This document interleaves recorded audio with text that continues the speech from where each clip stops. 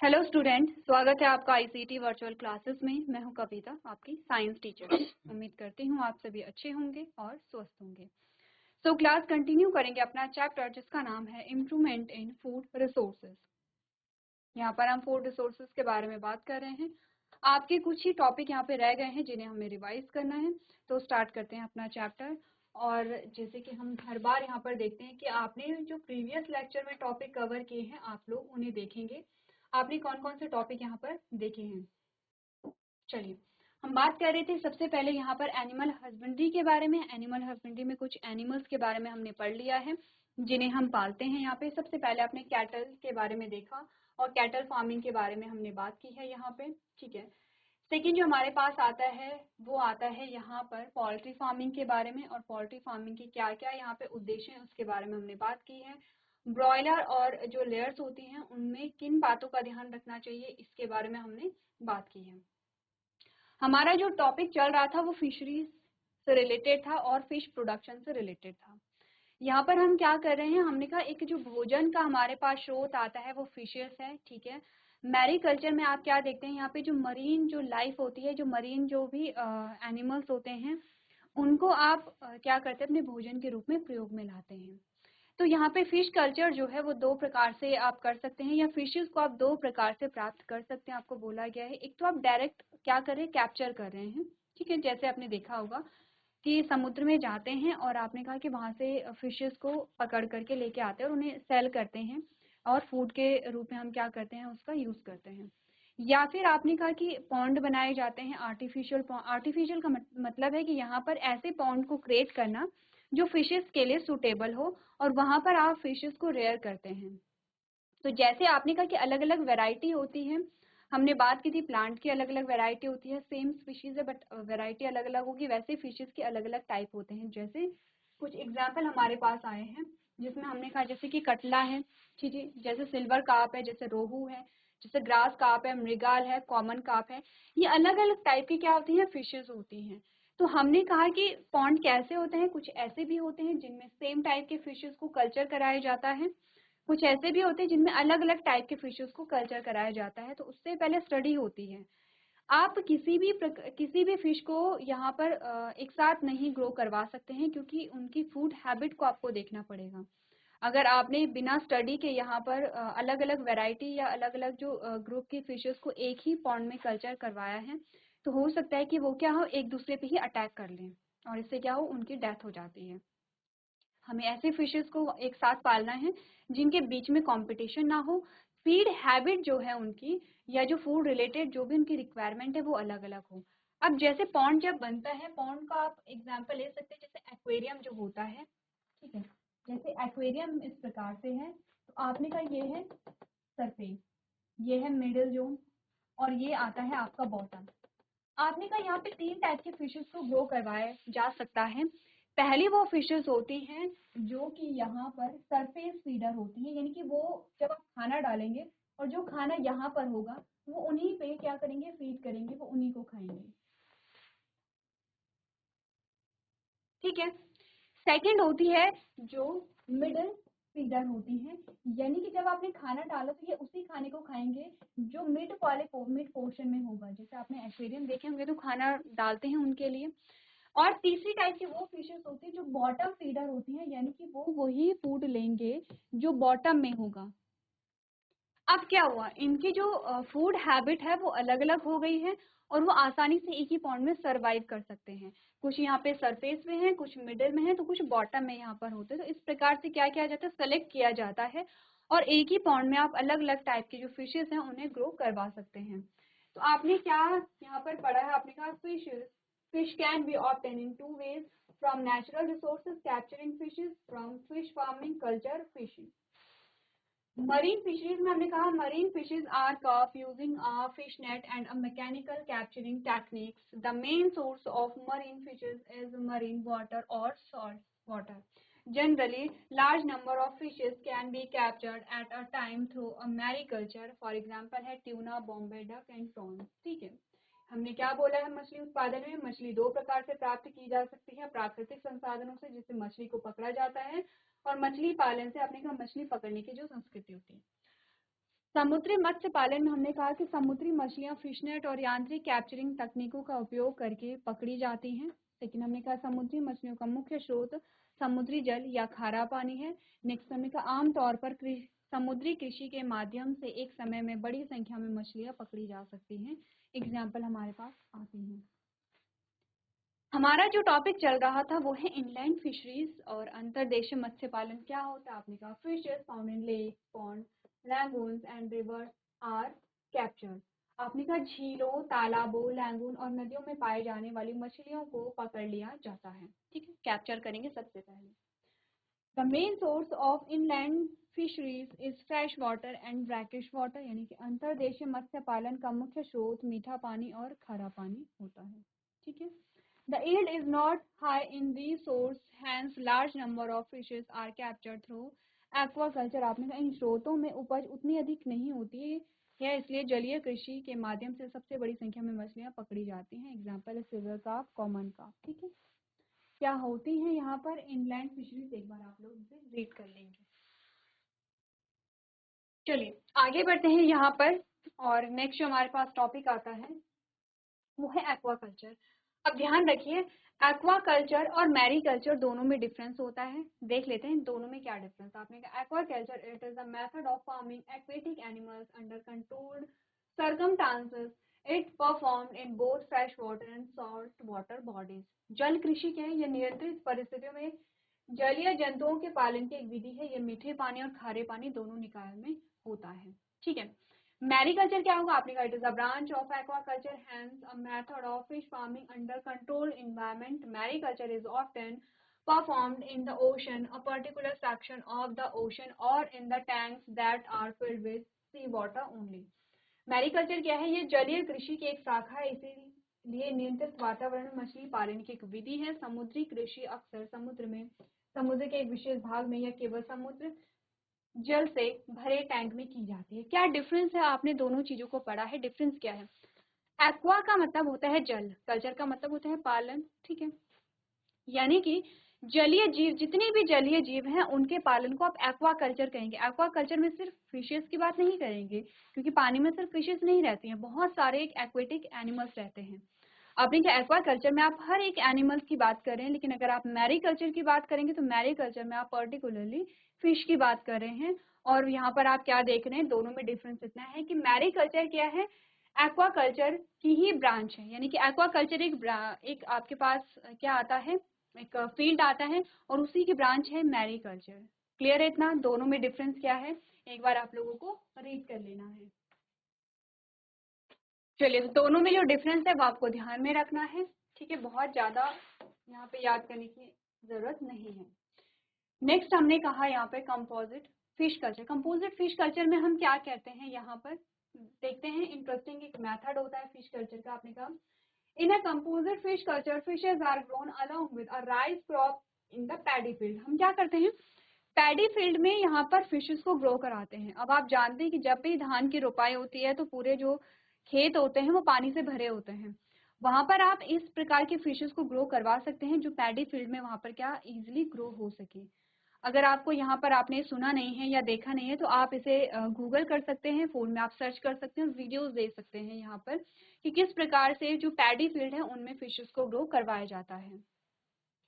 In this method, a combination of 5 to 6 local as well as a foreign fishes is grown in a single pond। एक single pond में आप यहाँ पर 5 से 6 जो types की जो फिशेज है उन्हें ग्रो यहाँ पे करवा सकते हैं। Such species are selected because they have different food habits and would not compete for the food with each other। आपने कहा हम कैसे सिलेक्शन करेंगे कि डिफरेंट फूड हैबिट हो जिससे कि कंपटीशन क्रिएट यहाँ पर ना हो, जिसके बारे में हमने अभी बात कर ली थी।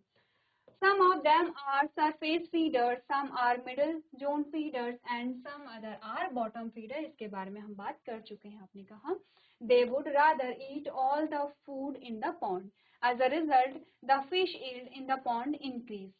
ठीक है, एग्जाम्पल क्या है, कटला है जो सरफेस फीडर होती है, रोहू है मिडल फीडर्स है, मृगाल है बॉटम फीडर्स है, कॉमन कार्प है ये भी बॉटम फीडर्स है, ग्रास कार्प है, एक्वेटिक वीड ईटर्स है, यानी कि जो वीड्स होंगी वहां पर जल में जो वीड्स होंगी जो खरपतवार होंगे उन्हें खाएगी, are often grown together in composite fish culture. तो यह हमारे पास एग्जाम्पल आते हैं।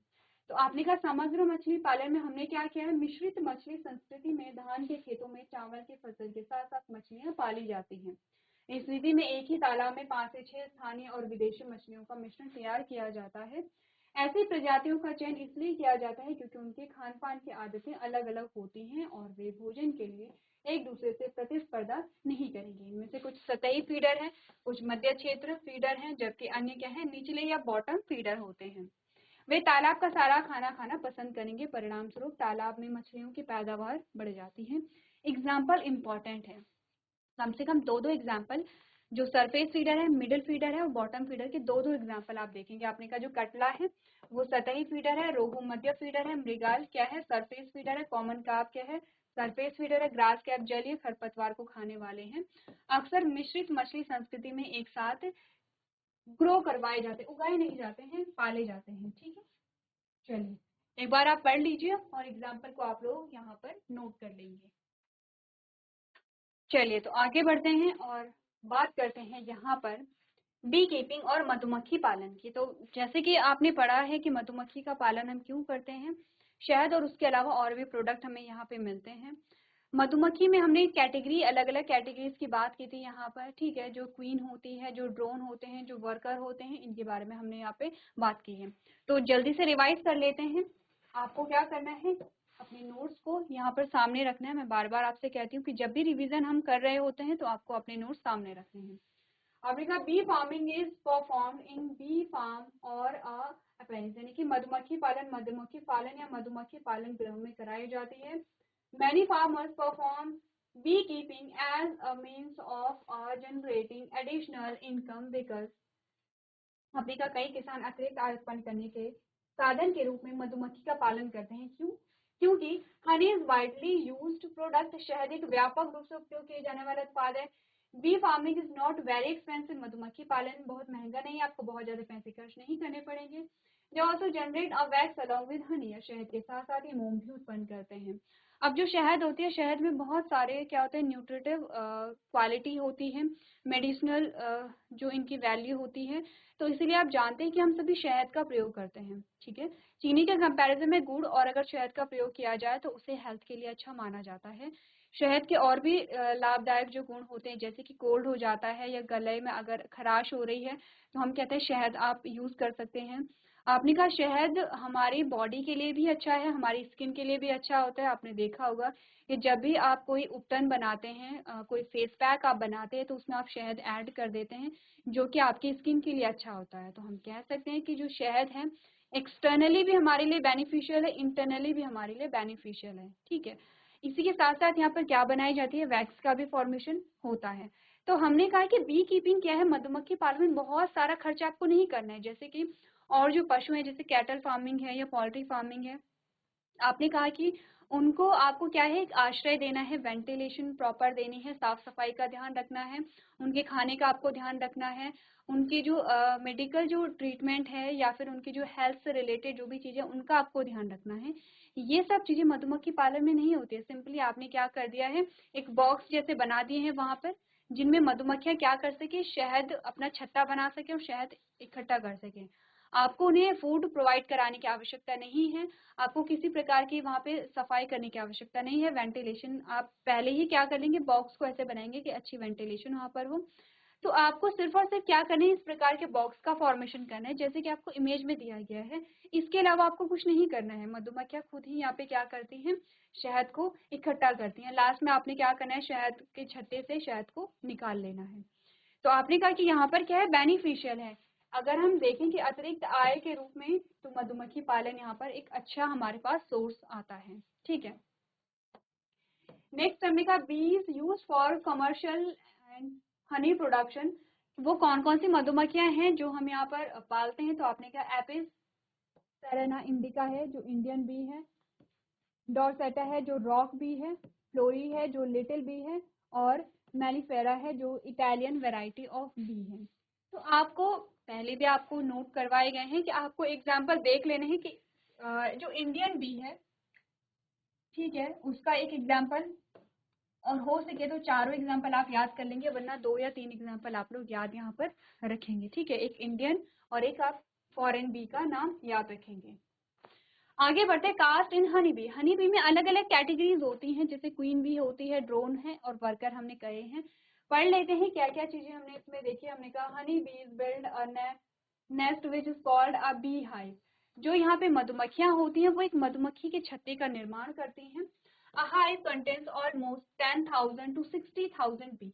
और एक छत्ते में 10,000 से 60,000 तक मधुमक्खियां रह सकती हैं।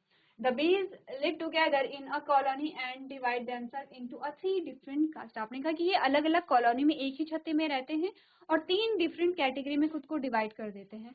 तो मधुमक्खी का छत्ता आप सभी ने देखा होगा, ऐसे कोई बच्चे नहीं हैं जिन्होंने नहीं देखा होगा। कुछ इस प्रकार के होते हैं मधुमक्खी के छत्ते, अलग अलग क्या कराते हैं, ये कॉलोनी का फॉर्मेशन करते हैं।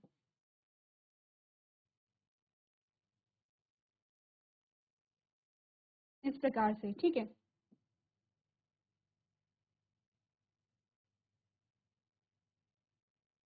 इस प्रकार से अलग अलग कॉलोनीज का फॉर्मेशन करते हैं और यहाँ पर मधुमक्खी को इकट्ठा करते हैं। अब हमने कहा इन्होंने अपने आप को अलग अलग कैटेगरी में डिवाइड किया है अकॉर्डिंग टू वर्क, यानी कि श्रम विभाजन इन्होंने किया है और डिवीजन ऑफ लेबर जिसे हम यहाँ पर कहते हैं। तो सबसे पहले आती है क्वीन बी, फिर आती है ड्रोन बी और फिर आती है वर्कर बी। तो क्वीन बी क्या है, एक फीमेल होती है, क्वीन बी होगी फीमेल। और पूरे मधुमक्खी के छत्ते में 10,000 से 60,000 मधुमक्खियां रहती हैं, इन सभी में क्वीन बी सिर्फ एक होती है। क्वीन बी क्या होती है, ये फर्टाइल होती है और नए जो बीज का प्रोडक्शन करती है वो क्वीन बी करेगी। इट मीन्स कि नए मधुमक्खियों का जो उत्पादन है वो क्वीन बी यहाँ पर करती है, ठीक है। और जब तक एक क्वीन बी एक हाइव में है तब तक दूसरी क्वीन बी यहाँ पे नहीं बन सकते, तो क्वीन बी सिर्फ एक होगी। आपने कहा the fertile functional female of all is the queen bee. It is the supreme bee in the colony. ये क्या होगी, सुप्रीम बी होगी। क्यों सुप्रीम होगी, क्योंकि ये क्या कर रही है, जो नई जो मधुमक्खियां हैं उनका उत्पादन कर रही हैं, ठीक है। फिर आती है drone bee. They are the smaller male bee of colony. Their main task is to maintain the hive, ठीक है। आपने कहा कि यहाँ पर जो ड्रोन बी होती है इनका काम होता है हाइव को मेंटेन करना। और फिर आती है वर्कर बी। आपने कहा they are the smallest in size but the most active member of the hive. Worker bee सबसे छोटी होती है लेकिन सबसे एक्टिव मेंबर होती है हाइव की। They perform different function such as collecting pollen and nectar. इनके अलग अलग टास्क होते हैं, जैसे कि पॉलन को कलेक्ट करना, कंस्ट्रक्टिंग द कॉम्ब, कॉम्ब का कंस्ट्रक्शन करना, cleaning the cells of the hive और क्लीनिंग करना। अब हम देखते हैं क्या होता है। देखिए हमारे पास आती है क्वीन बी जो एक होगी। आपने कहा ये नई जो बी है उनका फॉर्मेशन कर रही है, उनका प्रोडक्शन कर रही है। तो कैसे करेंगे, आपने कहा रिप्रोडक्शन की प्रोसेस यहाँ पर होगी, ठीक है। ये तो हमने कहा था कि रिप्रोडक्शन यहाँ पर होगा। कौन सा रिप्रोडक्शन होगा, आपने कहा कि यहाँ पे सेक्सुअल रिप्रोडक्शन होगा। अब आते हैं ड्रोन बी पे। ड्रोन बी जो होते हैं वो होते हैं मेल और वर्कर बी जो होते हैं वो यहाँ पर आते हैं आपके जो फीमेल वर्कर होती हैं, ठीक है। अब हमने कहा यहाँ पर कि जो ड्रोन बी होती हैं ये मेल बी हैं, ठीक है। इनमें से क्या होता है, सिर्फ एक ही जो मेल होगा वो यहाँ पे रिप्रोडक्शन में पार्टिसिपेट करता है, वो कोई भी मेल बी यहाँ पे हो सकता है। यहाँ पर रिप्रोडक्शन की प्रोसेस होती है एक बार, और उसमें आपने कहा कि यहाँ पर जो क्वीन बी है, क्वीन बी क्या करेगी, गैमेट को डिपॉजिट कर देती है एक ही बार में। अब टाइम विद द टाइम क्या होता है कि वो जो गैमेट है उनका फ्यूजन होता रहता है और नई जो बीज है उनका प्रोडक्शन होता रहता है। क्लियर है यहाँ पे कि जो गैमेट का क्या कर दिया जाएगा, यहाँ पे गैमेट को स्टोर कर दिया जाएगा कहाँ, inside the body, queen bee की बॉडी के अंदर। क्वीन बी क्या करेगी, गैमेट को डिपॉजिट कर देगी। विद द टाइम फर्टिलाइजेशन होता रहेगा और नई जो बी है उनका फॉर्मेशन होता रहेगा, ठीक है। अब जो वर्कर बी है, वर्कर बी का आपने कहा अलग अलग टास्क यहाँ पर होते हैं। तो इस प्रकार से आपने यहाँ पर क्या देखा है, अलग अलग टाइप के जो बी हैं उनको यहाँ पर डिवाइड किया है, ठीक है। तो हमने क्या बोला यहाँ पर मधुमक्खियों के बारे में, मधुमक्खियां एक घोंसला बनाते, घोंसला नहीं कहते, छत्ता कहते हैं। क्या कहते हैं, छत्ता कहते हैं। घोंसला आपने देखा होगा बर्ड्स बनाती हैं। आपने कहा मधुमक्खी एक छत्ता बनाती है जिसे मधुमक्खी का छत्ता कहा जाता है। एक छत्ते में लगभग 10,000 से 60,000 मधुमक्खियां होती हैं। मधुमक्खियां एक कॉलोनी में एक साथ रहती हैं और खुद को 3 अलग अलग जातियों में विभाजित करते हैं। सबसे पहले रानी मधुमक्खी है, सभी में सबसे उपजाऊ होती है, कार्यात्मक जो मादा रानी मधुमक्खी है, ये कॉलोनी की सर्वोच्च मधुमक्खी होती है। ड्रोन मधुमक्खी आपने कहा ये कॉलोनी की सबसे छोटी नर मधुमक्खियां हैं। इनका मुख्य कार्य छत्ते की देखभाल करना है। श्रमिक मधुमक्खियां क्या होती है, आकार में सबसे छोटी लेकिन छत्ते की सबसे सक्रिय सदस्य होती हैं। वे विभिन्न कार्य करते हैं, जैसे पराग और अमृत को इकट्ठा करना, छत्ते का निर्माण करना, छत्ते की कोशिकाओं की सफाई करना। क्लियर है? तो चलिए, आपसे पूछी जाती है तीनों कैटेगरी, उनके फंक्शन आपसे पूछे जाते हैं, तो जल्दी से आप लोगों को तीनों कैटेगरी और उनके फंक्शन लिख लेने हैं। चलिए आगे बढ़ते हैं। नेक्स्ट हम देखते हैं why Italian bees are popular in bee farming. Italian bee जो है वो बी फार्मिंग में पॉपुलर क्यों है? हमने कहा they produce large amount of honey, क्योंकि बहुत ज़्यादा हनी को प्रोड्यूस करते हैं। They do not sting much, ये बहुत ज़्यादा स्टिंग नहीं करते हैं। The breeding period in Italian B is long, यहाँ पे क्या है, ब्रीडिंग पीरियड लॉन्ग होता है और ज़्यादा से ज़्यादा जो बी है उनका प्रोडक्शन होता है। नेक्स्ट है factor that determine the quality of honey, वो कौन से कारक हैं जो कि शहद के क्वालिटी या गुण को क्या करते हैं, निर्धारित करते हैं। आपने कहा along with the choice of selection of बीज स्पीशीज, यानी कि आपने किस बी को, किस मधुमक्खी को यहाँ पे सेलेक्ट किया है उस पर निर्भर करता है। The flowers decide the quality and quantity and taste of the honey production, जो फूल होता है वो यहाँ पर शहद की मात्रा, शहद की जो गुण होता है और शहद का जो स्वाद होता है उसको निर्धारित करता है कि किस प्रकार के फूल से नेक्टर को कलेक्ट किया गया है। There should also be enough pasturage or availability of flower to the bees so that they can collect enough nectar and pollen.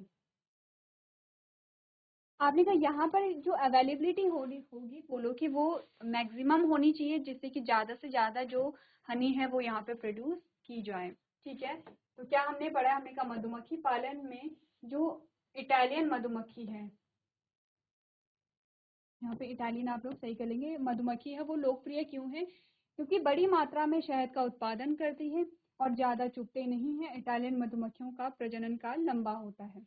शहद की गुणवत्ता निर्धारित करने वाले कारक कौन से? मधुमक्खी की प्रजाति है। ठीक है, इसी के साथ साथ फूल उत्पादित शहद की गुणवत्ता, मात्रा और स्वाद भी तय करते हैं। फूल क्या करेगा यहाँ पे, शहद की गुणवत्ता, उसकी मात्रा और उसके स्वाद को निर्धारित करते हैं। मधुमक्खियों के लिए पर्याप्त चारागाह या फूलों की उपलब्धता भी होनी चाहिए ताकि वह पर्याप्त रस और पराग एकत्र कर सकें। ठीक है, चलिए, तो इसी के साथ आपका जो चैप्टर है और जो टॉपिक है वो यहाँ पे कंप्लीट होते हैं। अब आपको क्या करना है, इसके क्वेश्चन आंसर्स आपको प्रैक्टिस करने हैं और देखना है कि आपने चैप्टर को कितना समझा है। आपने एक बार चैप्टर को पढ़ा, एक बार आपने चैप्टर को रिवाइज यहाँ पर किया है, अब आपके सारे टॉपिक क्लियर हो जाने चाहिए। अगर कोई डाउट रह जाता है तो आप लोग नेक्स्ट लेक्चर में पूछ सकते हैं। तो आज के सेशन में हम इतना ही करेंगे। अभी तक क्लास में बने रहने के लिए आपका धन्यवाद।